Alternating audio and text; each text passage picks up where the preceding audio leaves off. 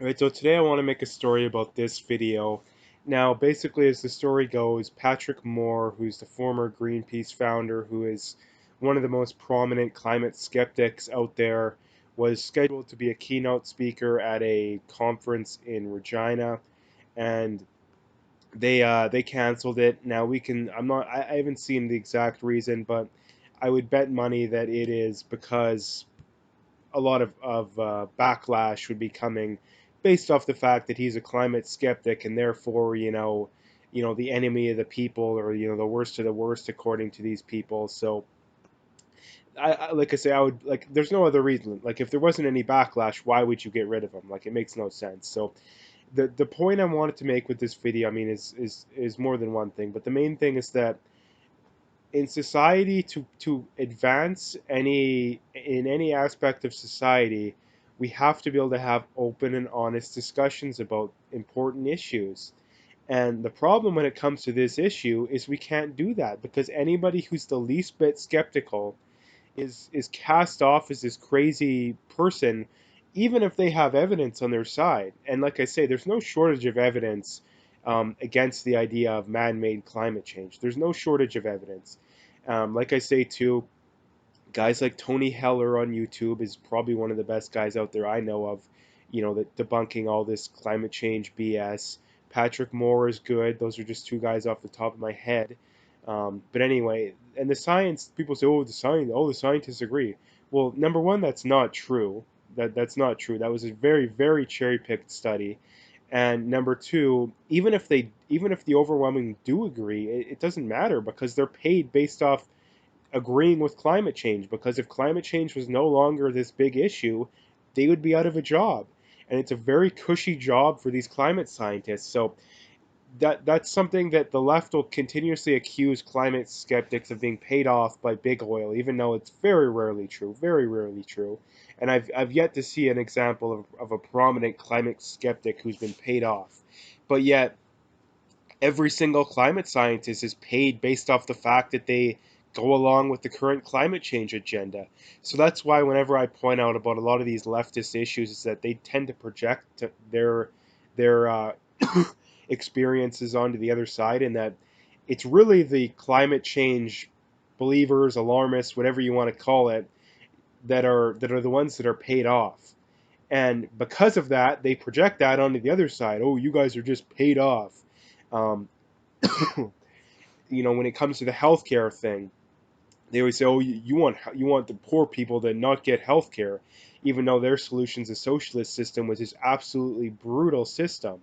So it makes no sense. And I wanted to make a video about this because, like I mentioned earlier, if we want to advance in society, we have to be able to have open and honest discussions about this kind of stuff. If your beliefs are have any amount of relevance and have any amount of fact and reason and evidence behind them, then having an honest and open debate out in the, like I say, out in the open should not scare you. And it scares the climate change believers, the climate alarmists. Those are the people that are scared because the evidence isn't on their side. And like I say, I've made videos before. I'll make videos again. So don't, no one in the comments please say, "Oh, you've never provided any evidence." Yeah, I have provided evidence. I literally mention in almost every video I make one of the most prominent climate change skeptics on YouTube. You can go check him out. And like I say, I'm going to keep making videos. I just seen a story the other day about a pretty strong piece of evidence that conflicts with the climate change agenda. But basically, to sum it up, what's going on here?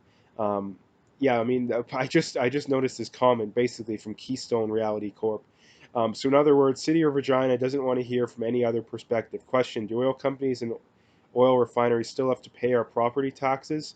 Yeah, I mean, yeah, it's a terrible, terrible solution. I mean, you have this idiot down here too, but um, science is based off the idea of being skeptical of the current worldview. Every major advance in society has came by being extremely skeptical of the current narrative. You look at the most basic examples of this, the Earth being the center of the solar system, slavery being immoral. I mean, at the time that they got rid of slavery in the States, There wasn't anywhere else in the world, at least any major areas that thought slavery was immoral. So, like I say, every major advance in society comes from being extremely skeptical of a current narrative, and that current narrative is usually held by the overwhelming majority of people. And like I say, it's my prediction that in the future, I don't know how long it'll be. We probably won't be alive to hear it, but there'll be some point to where people will be people will bring up the idea that humans we thought humans were going to cause climate change, and they'll laugh. That the idea that humans are causing climate change will be in the same group as Earth being the center of the solar system, flat Earth, all that kind of stuff. And like I say, that's my prediction. Mark it down. Like I say, it probably won't happen within our lifetime because it'll take a while, but I think at some point it'll be true. But anyway, I'm going to leave it there. If you like the video, make sure to hit that like and subscribe. And check out my PayPal account. You can donate there too if you want. I'd really appreciate that. And most important, stay tuned for more videos and hit that like and subscribe.